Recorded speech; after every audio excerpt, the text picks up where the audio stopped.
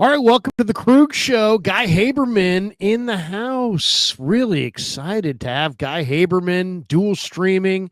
Hope we're going to talk a little Niners at the bye week. It's all coming up right now.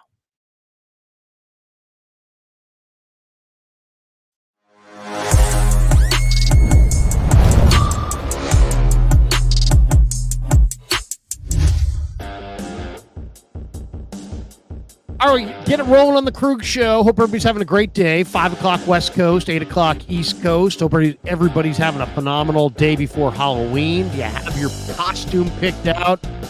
Well, welcome to the Krueger Show. And we're brought to you by Pig and a Pickle, the best barbecue in all of Northern California.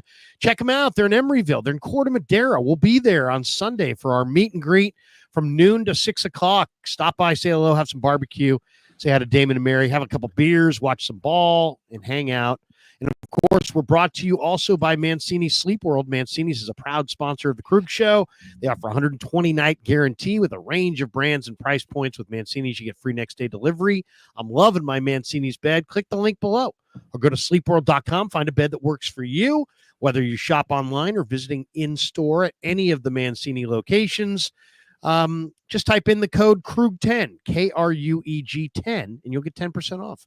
That's KRUEG 10, and you'll get 10% off in store or online at sleepworld.com. And thanks to Mancini's for being a proud sponsor of the Krueger Show. We love Mancini's. They do an incredible job. And they're giving Krueger Show listeners a huge break. And there it is, the bottom of the screen. Use the code KRUEG10. And you'll get 10% off. Good, thanks to our good friends at Mancini's. Guy Haberman, good to see you, man. Saturday, I was watching a little college football, big tilt.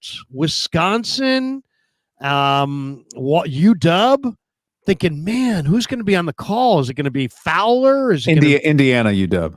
Indiana, what did I say? Wisconsin. Yeah, I've got the red. Yeah, Indiana, UW, and there you were. Yep. And Indiana's looking good. Out. Yeah. No Fowler. No. Al Michaels. He had a pretty big game that day.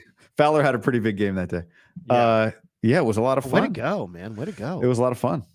It was, I think it was the first, they told us the first time that, it's Big Ten Network, that Big Ten game day had been at the same place. It was cool to hear, like I was up in the booth early. It was a noon Eastern game. So I was up in the booth extra early on this day. I was up in the booth by probably like 8:45, 9. And College Game Day goes on at 9. So like I heard they play this, the crowd that's at College Game Day gets stuff before they go on air. And so like McAfee comes out it really was like he made like a wrestling entrance. And the biggest roar other than McAfee was when Herb Street's dog came on stage. All the students went crazy. But yeah, I saw them the day before lined up. It was awesome, man. That place Bloomington's fun. It's a really cool campus. Weather was amazing. And the game was really good.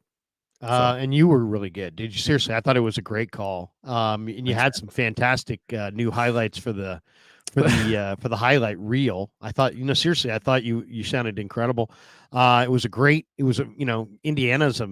got a bunch of future pros. They're really good, and it was great. It was great to see him, man. It was incredible. Let's talk Niners. Hey, can I do a couple promos? Oh, please do. Yeah. Just real quick. And shout out your sponsors. I'll be snappy. Yeah. Prize Picks code Guy. Use the Prize Picks code Guy. $5 lineup. You get $50 when you make a $5 lineup. Puesto Mexican Artisan Kitchen. If you're going to Levi Stadium, they got 2 locations in Levi Stadium. They have location in Santa Clara, location in Concord, locations in Orange County, San Diego. It's I get every Niner game. I get messages from people that say I went to Puesto and I loved it. And also the holiday season is coming. Check out Tamber TAMBER.co. It's a company that does like family legacy interviews. So you want to interview your dad or your grandma, but you want a professional do it and present it packaged in a beautiful package, a digital audio package. Tamber TAMBER.co. You go to the bottom of the page, send them an email, and they'll customize a family project for you. So there you go. All right, now let's jump into it. Yeah, seriously, good stuff, and I'm glad to see that you're well represented sponsor wise. I'm not at all surprised. All right, let's get into Niners are at the bye. They're 4-4 with the win over the Cowboys. Obviously, that's not where they wanted to be. there's a number of issues that have popped up in the first half of the season, and I'm just going to there's 12 of them that I can think of. I'm going to throw you the all 12, and you tell me if these are going to be issues for the 49ers in the second half of the season. Okay? Okay. These were issues, all issues in the first half. Will they be issues in the second half? All right, number one, red zone offense. The Niners are struggling to score touchdowns in the red zone, probably because they don't have McCaffrey.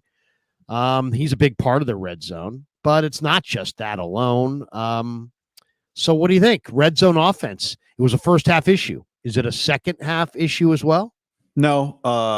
They scored red zone touchdowns before they got Christian McCaffrey. They were able to do it in the like Kyle Shanahan has scored touchdowns in the red zone pre-McCaffrey.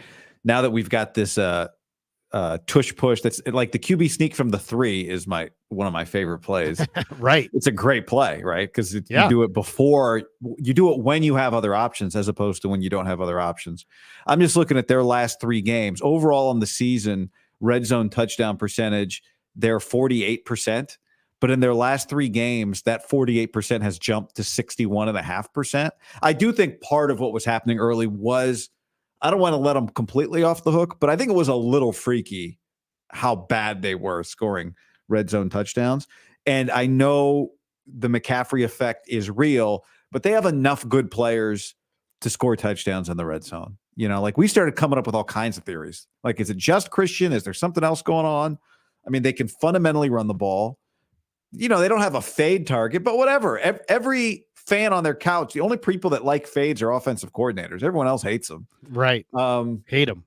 Did they run a pick play to score a third down touchdown in the red zone the other day? We could debate. If I were a Cowboy fan, I'd say yes. Sure. I mean, by the definition, it looked pickish. But one of my early theories, Larry, was, well, maybe Purdy's arm, like your arm shows up in tight window, like the field gets compressed and you need to be able to throw it hard, but that's not an issue. His arm is plenty. I mean, no, the recent trend says they're scoring touchdowns in the red zone without McCaffrey. So I think it'll be better than it was when they were under 50%.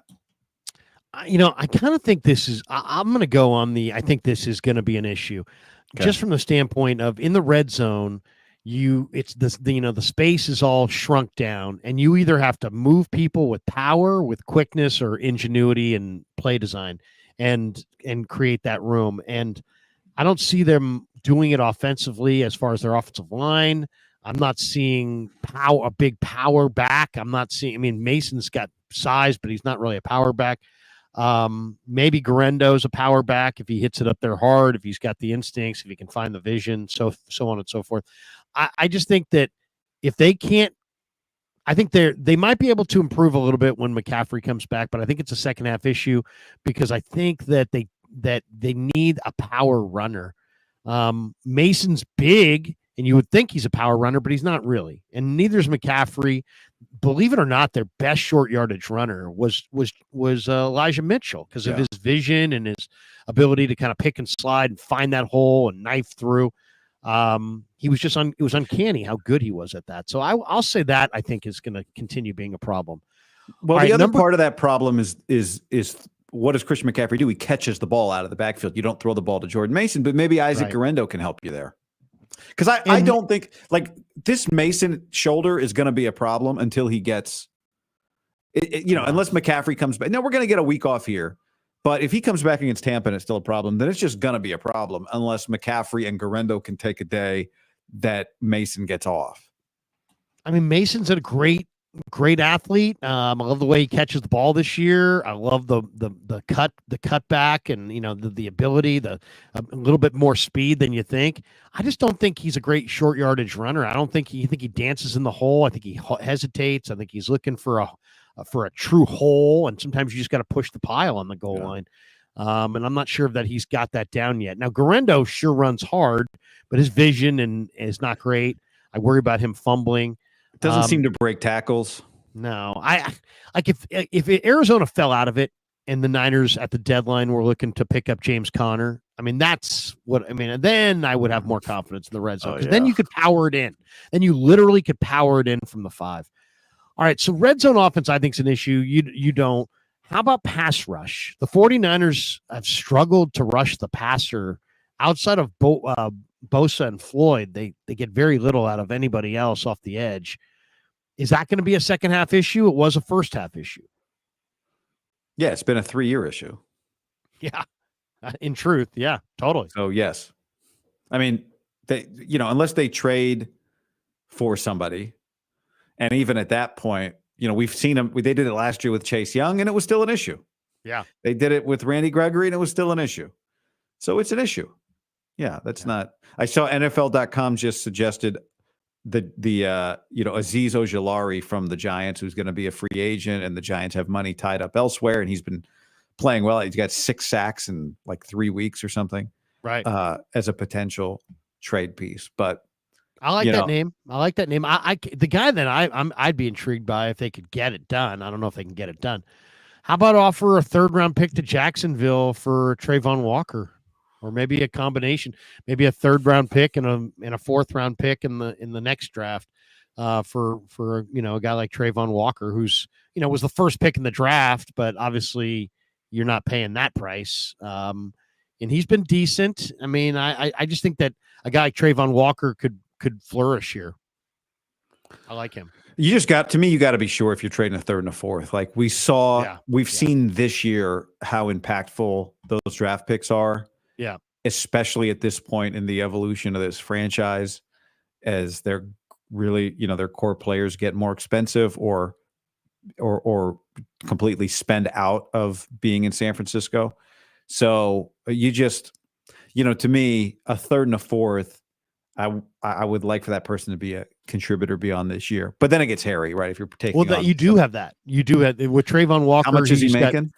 Well, let me see what he's making. I'm not sure exactly what he's making, but I do know that his contract is such that it goes beyond this year. Yeah, 437. Yeah, I mean, he has 6.5 sacks this year, by the way. Yeah, next year, $10 million cap, $11 million cap. 2 more control, 2 more seasons of team control. So you got to tag him in 20.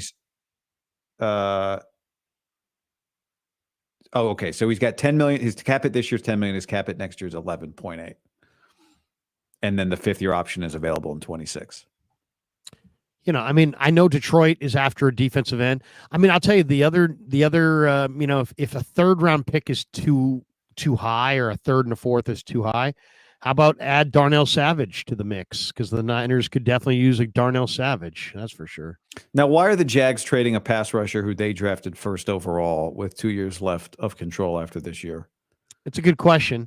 They're saying that, the articles I'm reading, it says it feels like a Jacksonville roster cleaning is coming soon and that Walker's not likely to survive it. That's the report. I don't know if that's accurate. I don't follow the Jags on a day-to-day basis, but man, Trayvon Walker and Darnell Savage to this defense, that would help.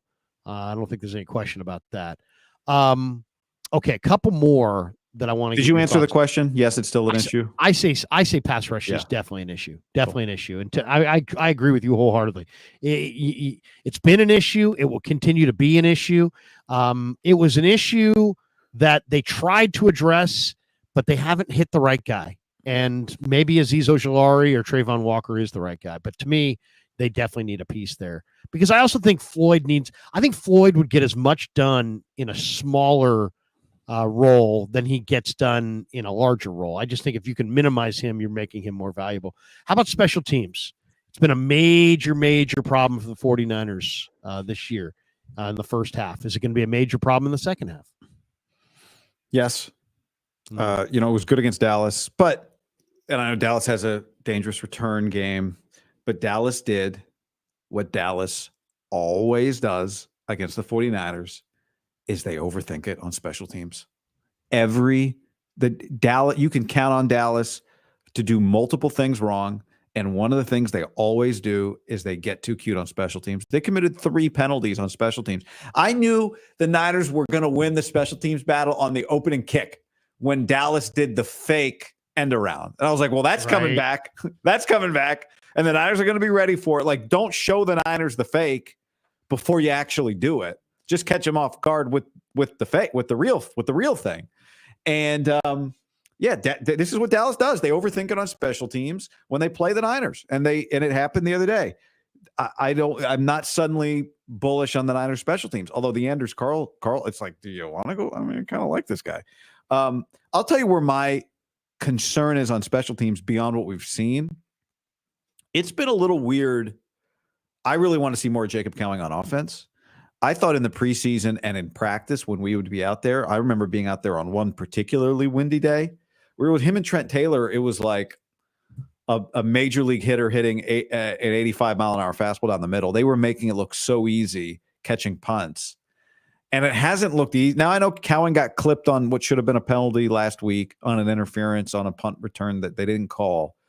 But it hasn't looked comfortable for Cowan on punt return. And it's weird because he looked great. He's always looked really good at it. And so I would love to see them work him in on offense. And I don't know. I mean, maybe it's hard to go out there and your only snaps you play or punt return, and you're not as I don't know. But I think we're all kind of on red alert for, does that bite them at some point? Because it feels like they're kind of playing with fire right now there. Oh, he's totally shaky on special teams. I mean, you can see him. The word is shaky. If you're not going to play him on offense, then why not put Trent Taylor back there? Well, and my feeling on it is I would use him a lot more from scrimmage and a lot less as a punt returner, because he just doesn't look right. He's had a muff. He's slipped down 3 times. I mean, he's just having a hard time keeping his feet. He also looks like he's like trying to do too much. Like you fall down when you try to take too many steps all at once. So that's what he looks like to me. He's like catching the ball and he's like trying to take 3 steps at once, and he's losing his footing. But I mean, it's happened 3 times. I thought we might see Ricky Pearsall back there last week. But maybe that happens in the future. I think special teams is definitely going to be a problem. Now, to me, the big problem is Moody. His injury makes it so they can't kick the ball through the back of the end zone. And so they now have to have coverage units really covering, and they're not good coverage units. And they're coverage units that are now second and third teamers are having to start because of the injuries they've had. Malik Mustafa and Renardo Green were on the coverage unit. They're now starting, so they're no longer on the coverage unit. So I just think that with the rest of the league kicking the ball through the back of the end zone and the Niners not, I think they're at a huge disadvantage. I think it's a problem all year. How about Lions have a very good you look at some of the special teams ratings. Lions are at the top or near the top. Yeah. How about closing out games? Dallas in the fourth quarter had 140 yards, 2 touchdowns on 14 plays. Niners went 3 and out a couple times. They had a 17-point lead going to the fourth, and Dallas potentially could have taken the lead on the final series. Finishing games. Lynch came into this year saying we need finishers.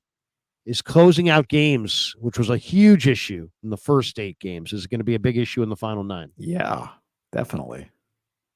Now, it may be that they are in closer games. Like the schedule's pretty difficult, right? Like Arizona was a team you should be up 10 on. The Rams are a team you should be up 10 on. Dallas is certainly a team you should be up 10 on. So this is an extreme reverse silver lining. But hey, it's going to be hard to be up 10 on Buffalo in the fourth. It's going to be hard to be up 10 on Green Bay in the fourth. Yep. But every time I say what I'm about to say, I get a lot of pushback, and people go, "Oh, well, what about this game? And what about that game?" And I think the defense was getting after Dak Prescott and then stopped pressuring Dak Prescott. So that was part of what happened. And but that's not the thing I was about to say. What I'm about to say is, I still think there is this level to Brock Purdy that involves consistently driving this offense. When you need a 7-minute drive, a 7-minute drive. When you need to go score, you go score. What's a little unsettling about this team late in games is like when they need a 4-minute drive, they go like 3 and out. Yeah. Like they get blitzed on second down and it ends the drive. It happened Arizona. You're like, all right, maybe they're going to launch this drive. And then Arizona ends that sucker with a blitz. And I don't know. Sometimes it feels like they need to get to the line and just take a moment to look around at what's happening. Would that have helped them last week on second down when Guerrero just missed the blitz? I don't know. Maybe that wouldn't have helped. He just whiffed it. or not whiffed it, like took a bad angle. But I want to see them consistently put together the drives. And that's not all on Brock. And I'm not saying he's incapable. He has done it. It's not like they haven't done it. But they don't. This team is not doing it every week. In crunch time, I thought that was a big opportunity the other day. Up, but it's kind of like it's a put the game away drive, and they didn't do it. And they stepped up and they made plays. But they're also lucky they're playing the Dallas Cowboys, who aren't good. That's not always going to be the case here in the second half. I don't think this is going to be a problem in the second half. Curveball. Well, just because I think that Purdy understands now that he needs to run to close out some games. I think there's kind of a realization that that's where the Niners are at offensively. And I think he will do some running. He ran on first down. He picked up 6 yards, and then Garendo just, he got swamped. Yeah, no, but I just think Purdy will be the key factor in the second half as a runner. I also think closing out games is a lot about, the second question was the pass rush. If they get some additional pass rush, I think obviously that's going to help them quite a bit, but I think that also helps them close out games. How about defending verticals? They really haven't defended verticals well this year. They just haven't. Every team doesn't have the personnel to get deep on them. Is that going to be a problem all year? Well, I mean, that goes hand in hand with the pass rush, right? So, or the lack, they don't have a ton of speed on the back end either. And that's not changing. Right. So, yes, I guess you walked me into that answer. I mean, I think their secondary, it's better than most secondaries that you can put together. But I like, who do you put if you have a speed receiver? You put Lenore on him. You only have two guys that run sub 4.5, and it's Lenore and Green. So one of those two guys. Yeah, but it's not your number one corner in theory, Mooney Ward, who I guess now they're kind of 1A. To me, they're equal now. Lenore has elevated himself, but it's just a great combination of corners. It's not, and it hasn't been for the Niners.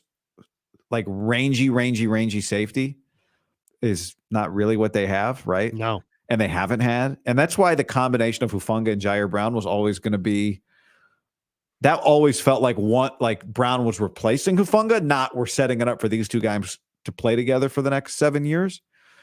And, I don't know. I mean, we'll look up and who knows Hufanga. I said the other day, Larry, I think you'll look up in like 8 years and it'll be like Kwaski Tart or Jimmy Ward. Like, Brown, he's not your number one elite guy, but he's just going to be good enough that if you can compliment him, then it'll work out well for 5 to 8 years.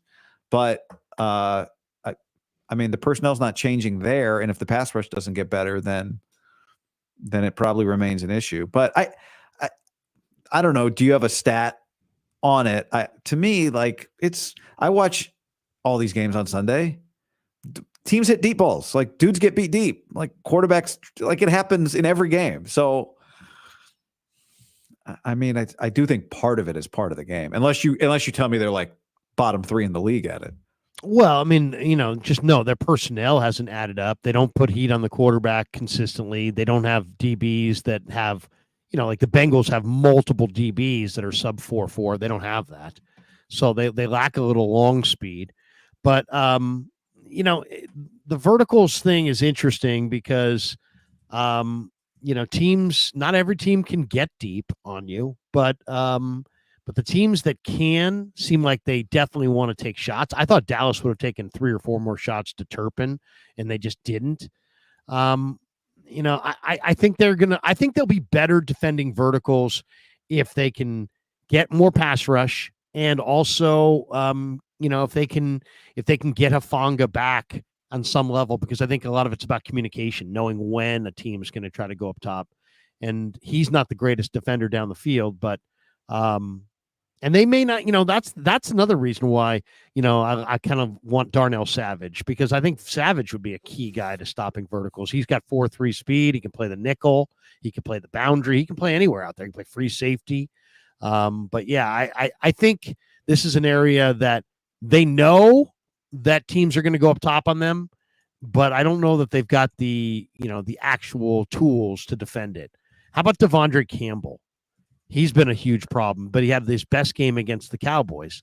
Was that just a one-game deal because the Cowboys don't have a lot of speed at running back, and because he was all over Zeke Elliott, and he made a lot of plays, but other teams have used faster guys like Kyler Murray and others, and they just kind of burn him and they run right by him, and he doesn't come off blocks.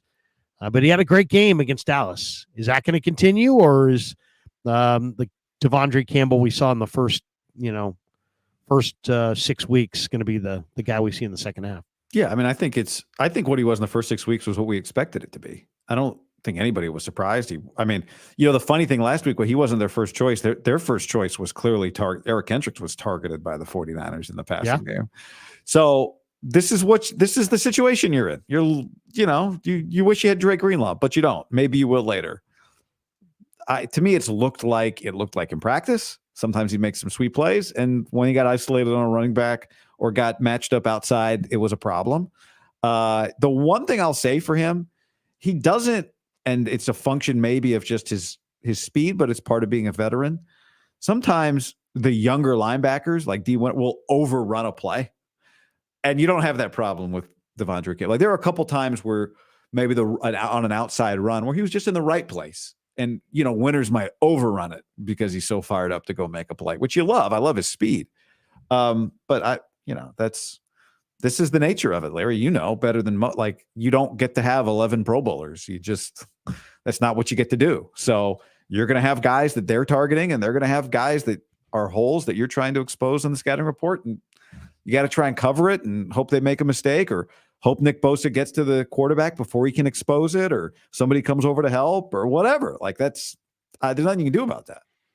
I'm hoping that he turns it around and has a big second half. I'm not banking on it. I think he had a terrific game because Zeke doesn't have a lot of speed and the Cowboys don't have a lot of speed back there. I think he's going to fall on his face. I think they're going to have to replace him, but we'll see. How about the lack of speed at replace him with? Well, I'd replace him with D. Winters full time. I'd go to Graham. I'd look on the street. I'd try to make a trade. I mean, I just think Campbell seems like he's lost his lateral agility, and I don't think he's getting it back. I mean, it just seems like he doesn't seem like he comes off blocks. I don't love what I see. I mean, to me, he was washed a couple years ago in Green Bay, and the Niners are just figuring it out right now. I mean, he had one good game. He's had a lot of bad games. Yeah. How about the lack of speed at wide receiver and separation ability? That's been an issue. Do you think that's an issue in the second half? I mean, it's been an issue since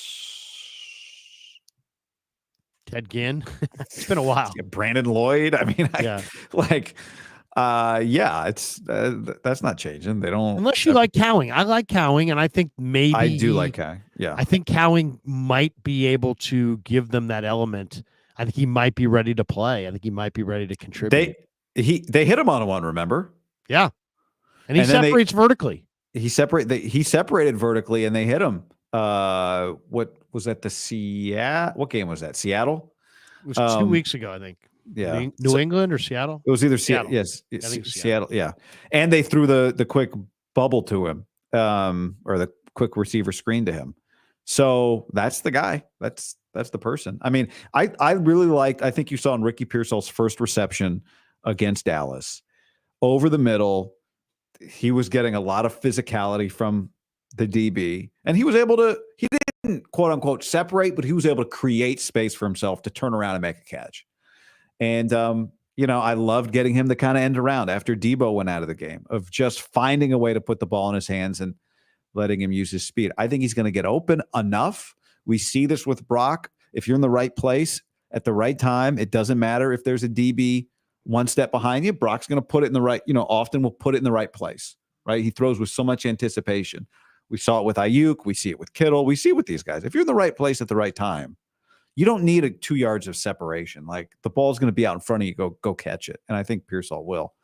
But yeah, I mean, the last guy I remember running open downfield was Emmanuel Sanders. How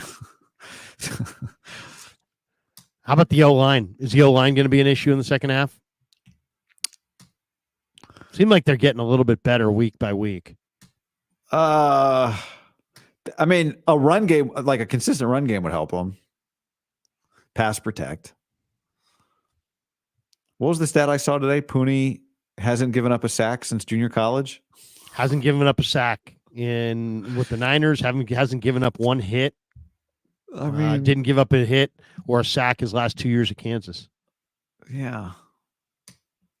So he's pretty good. He's good. What's changing?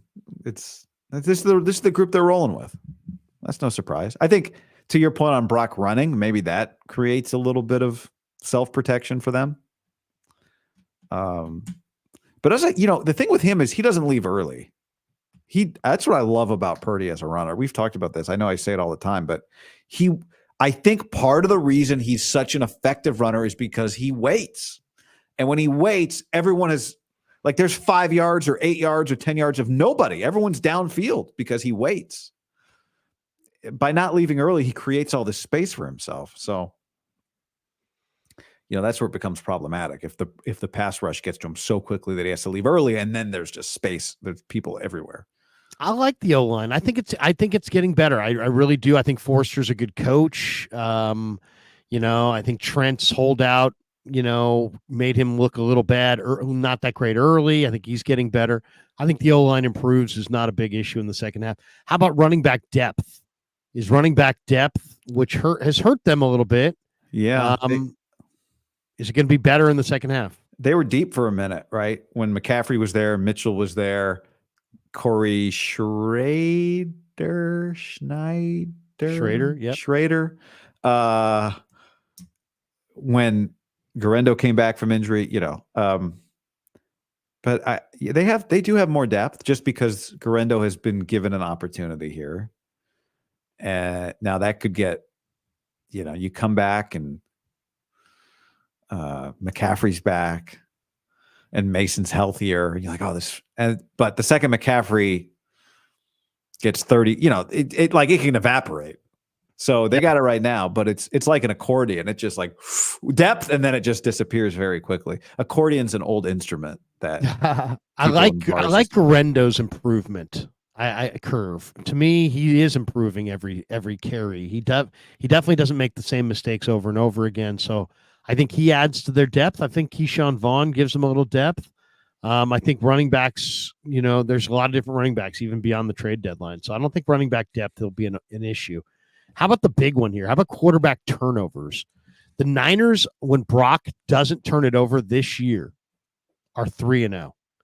The Niners in Brock's career, when he doesn't turn it over himself, 15-0. 15-0. So if the quarterback can just take care of the football, the 49ers are going to win games. That ball he threw, I don't know if you saw the side-by-side that I posted, but the ball that he threw between the defenders, Ed Tutel-Jones was breaking in on him. He almost threw the pick. I'm talking about when Brock almost threw a pick to a defensive lineman the other day. Yeah. Was a very on the sideline, on the Niners sideline? Yeah. If you look at the terrible play. If you look at the freeze frame, it's the same as Montana before he released the ball over Ed Tutel-Jones for the catch. Result extremely different. But you got to get away with them.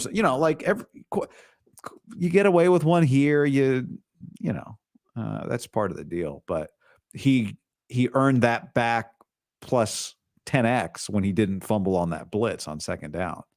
I thought for sure that ball was coming out. No and he question. held on to it. So as long as he takes care of the ball, I think they're okay. The last two are run defense. Niners have really struggled defending the run, and just they've had a rash of injuries. And to me, the injuries are totally can't be predicted.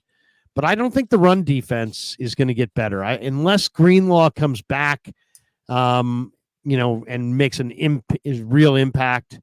I think they're going to continue struggling against the run. I don't know why. They've struggled against the run for a while now. Yeah, I mean, your guy Evan Anderson is still the second-ranked interior defensive lineman on PFF. When you don't filter out for minimums, I mean, he's played however many snaps, 35 snaps, and everyone else around him has played 350. He's played in 3 games, but he's been really good in those 3 games. I would extend run defense, their tackling has not been, just in general has been sloppy, weird. Yeah. Like fatigued. They look fatigued. They just falling off tons of tackles. Yeah. And that's obviously, to me, that's different than like run game is getting off blocks and fitting gaps. But to me, like if they could just clean up the tackling, then I think the run game defense would be fine enough. But it happened against Dallas. It happened against Kansas City. But Dallas, there's plenty of examples of you're there to make a stop for 2 yards and it becomes 6, And that wasn't James, like to your point, that was not James Conner taking the ball for the Dallas Cowboys. No. So that is actually that's the alarming thing to me, is when you're in the right place and 2 guys are there and the play's not made. So, I worry about Renardo Green and Malik Mustafa have looked really good.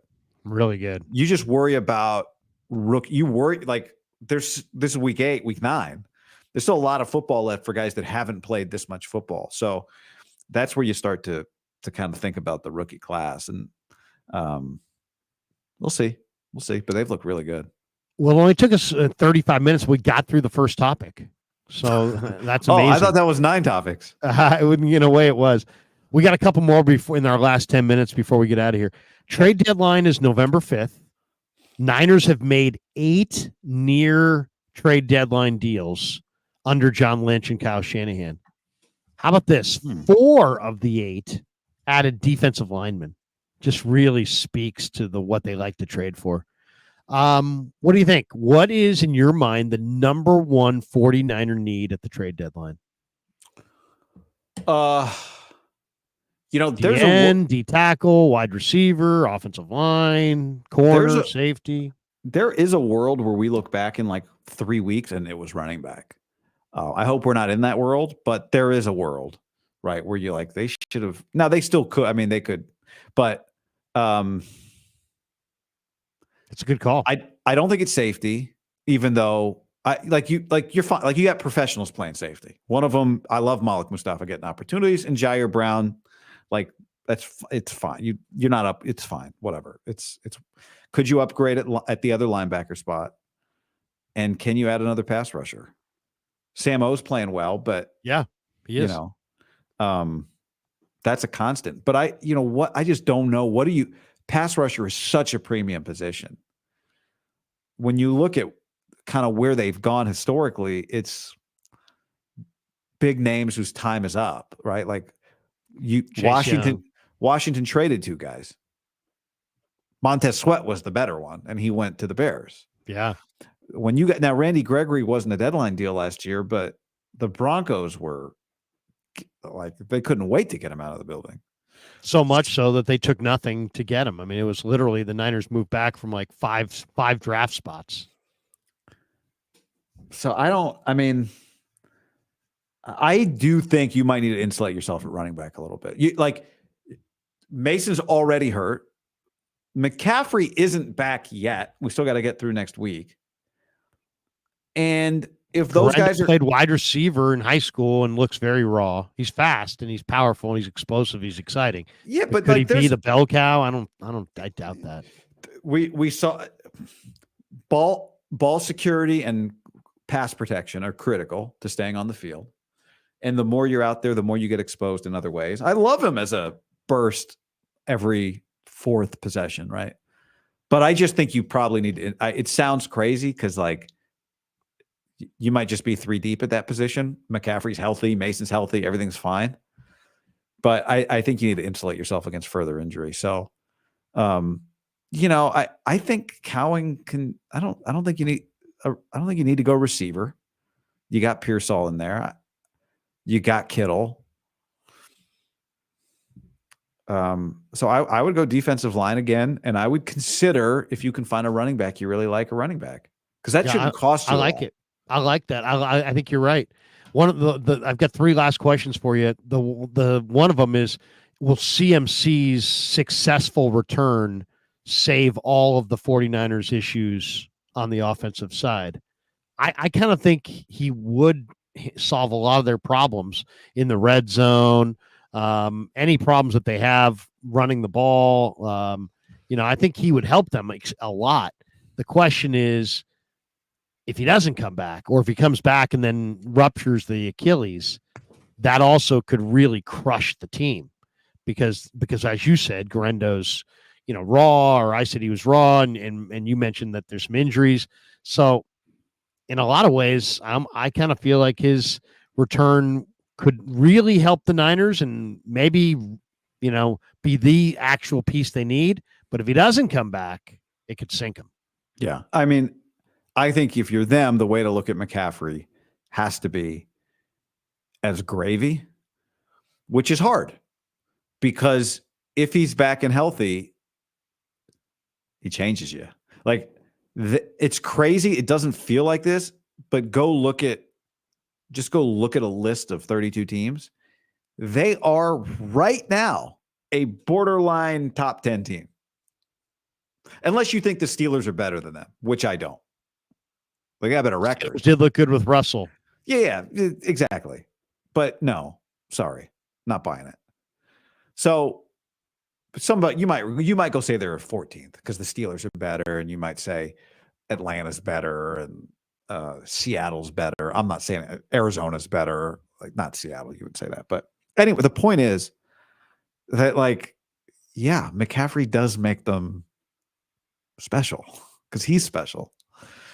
But I just think you have to find ways to solve problems with the assumption that he will not be able to give you everything that you want. Or with the understanding that in order to increase his longevity, you have to not use him the way you want to use him. Because we know what Kyle does. It's to Kyle, there's no yellow lights. Right? You're cleared? Debo, you're out of the hospital? Great.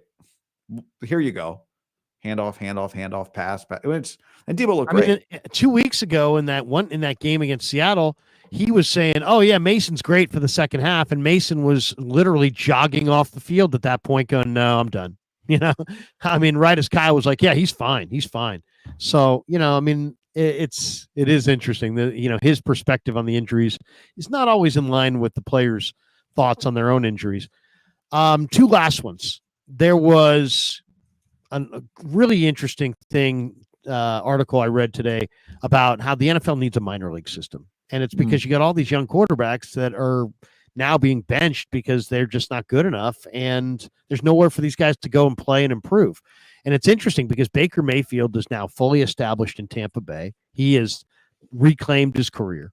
Sam Darnold this year reclaimed his career in Minnesota. Probably did it last year with the Niners, to be honest. Geno Smith in the last couple of years has reclaimed his career in Seattle. And now you're looking at, listen to this list of quarterbacks that are all under 26, that are all benched. Mac Jones, benched. Bryce Young, benched. Trey Lance, benched. Justin Fields, Will Levis, Zach Wilson, Kenny Pickett. And the latest is Anthony Richardson, who's not going to play anymore this year unless Joe Flacco gets hurt in Indy. So that's a lot, man. You got what, 8 quarterbacks there who are all under 26. I probably left off one or two as well. I guess the question is this. Of those reclamation projects, knowing that Mayfield, Darnold, and Geno were busts not that long ago and now are reclamation projects, successful reclamation projects, if I gave you that list and you could have any of those guys, which guy do you feel has the ability to reclaim his career and actually be like Baker and Darnold and Geno and actually be somebody's starter and somebody who actually would be happy to have them as a starter out of those 8 guys who all have been benched and they're all less than 26? I don't remember the whole list, but probably Mac Jones. Yeah, I like Mac Jones too. I do think quarterback play, and I felt this way, and you watch a ton of college football. I watch a ton of college football. I talk to coaches every single week. I talk to 2 coaching staffs about quarterbacks. And I do think that, first of all, every single week, Larry, at least one of the coaching staffs brings up the 49ers. Every week. Wow. Every single week. I am not exaggerating. Every week. And they're like I was texting with a coach yesterday of a Big Ten team, a quarterback coach, and he's like, did you see that that like Debo play we ran last week, blah, blah, blah. Like they watch the Niners every week and take plays, and they watch McVay, they watch the Vikings. Like that's who they watch, but they bring up specifically Kyle Shanahan's offense every week. And I think what you're seeing is quarterbacks who are like 5th or 6th round picks are going to stay in college longer, or even 4th or 3rd round picks, because you can make money in college. And you can hop in the portal and transfer right away. So you are a 4-year starter or a 3-year starter at Ohio in the MAC. You can go to the Big Ten, get paid.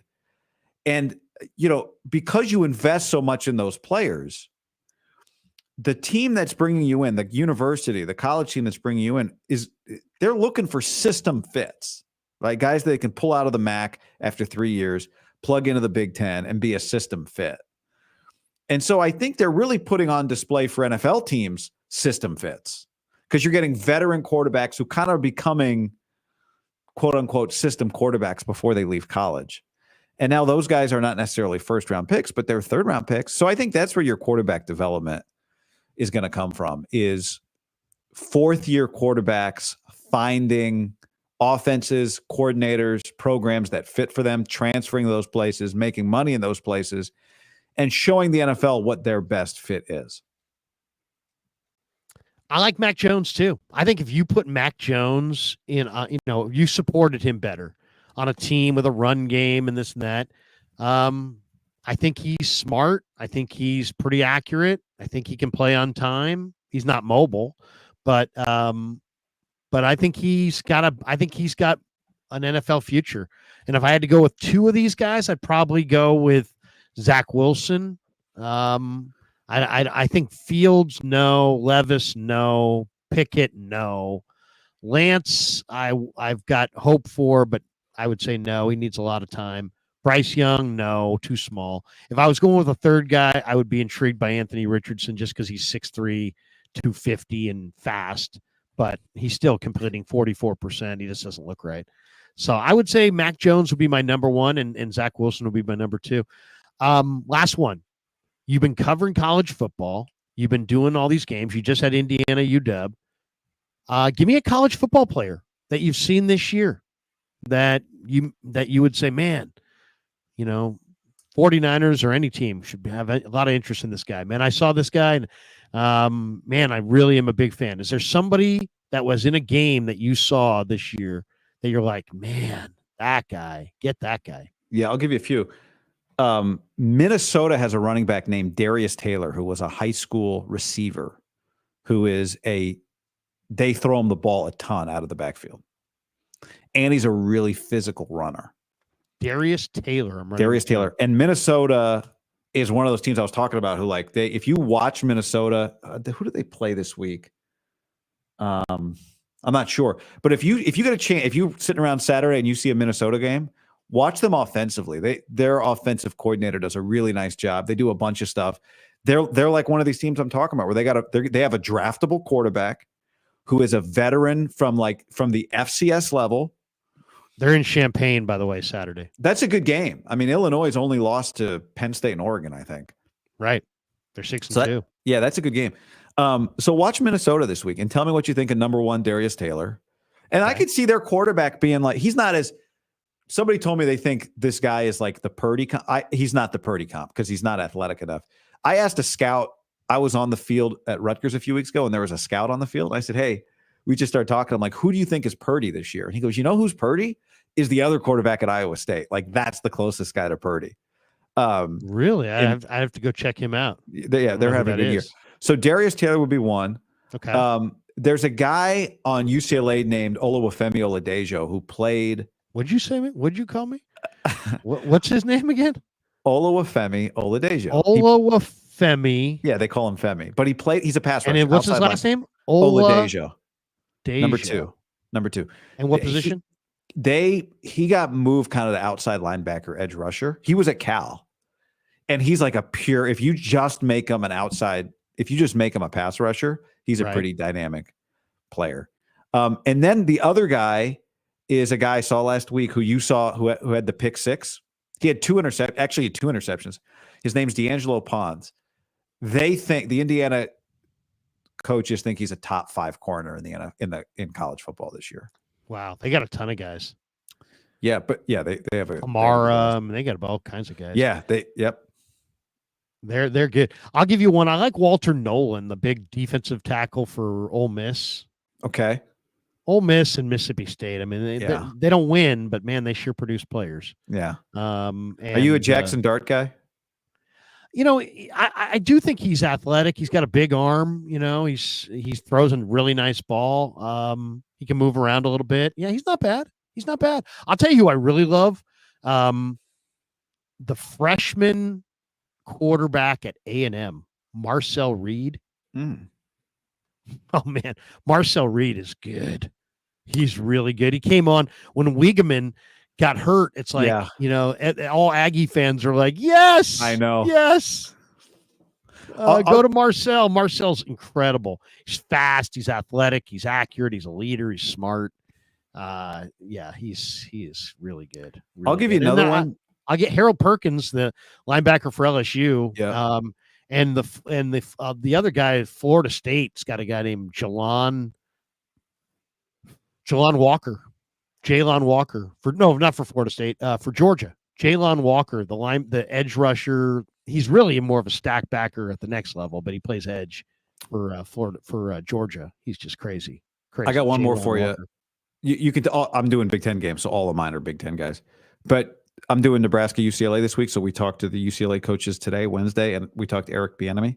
Yeah. He said that number 9, when you watch Nebraska, number 9 and number 0, okay, on their defensive line, because you know all the Nebraska, their best players were single digits. He said number 9, who's 6'6", 310, his name's Ty Robinson. What Bieniemy told us in the meeting today is that guy's going to play 15 years in the NFL. Wow. Who's the other guy? He's a 6 number 9 and number 0. Good luck telling them apart when you turn it on. They're that good, huh? Well, they're veteran. Like now, number 9, Ty Robinson, he's a 6th-year player, which you're getting a lot of this year. So he's probably, he's not going. You just watch. Yeah, tell me what you think. Yeah, no, I mean, I you know me, I'm always watching for players. That's going to do it for us. Okay. I'm on in 8 minutes on KMBR, so I probably should jet. We do have this super from Matthew Rowley. He said, did you know how Purdy did against man coverage in Dallas? He did better against man coverage. I know they played a lot of man, and I know that was in the third quarter, and he kind of carved him up a little bit in that third quarter for 21 points. So he definitely did better. I don't have the percentage. He was 73% completion against zone, 41% against man coming in. I don't know what those numbers are yet, but I'll get them in the next 24 hours. I'll have that, I promise. Guy, good to see you, man. Great to see you, dude, I was super excited to see you on that game because I just felt like that was like you're going to have a lot of big games in the future. And you're quite, I mean, I'm not trying to pat you on the head and be anyway, but you are quite a bit better than you were at the beginning. And that shows me that you at the beginning of what, this year? No, the beginning of the first time I ever heard you do play-by-play. Oh, yeah. To where you're at now. When was that? I just want to know how long. I would say 3 years ago, 4 years ago. Yeah, I agree. I think you're right. I think you're a lot better. A lot better. You sound network. You sound like a big time network guy right now, and I know it doesn't happen overnight. I know it's not one of those things that's just, oh yeah, you accidentally. No, you don't accidentally. You work at it. That's how you get good at anything. But dude, I appreciate really you staying proud of you, dude. Really proud of you, and just excited for your future. I know you're going to be great, and you're going to be doing this for decades, and it's going to be awesome. So, thanks, man. Onward and upward, and Kev and I are big fans of you. So, dude, anything we can do to help you, man, we're all about it. Thanks. That's going to do it for us. Thanks to Pig and a Pickle. Thanks to Mancini's. Thank your people once again, guy. Puesto. Prize Picks, Tamber, TAMBER.co. Go check out the site, send them a message, and have them interview one of your loved ones this holiday season. Peace. Have a great day, everybody. Yeah, never met a man I've been scared.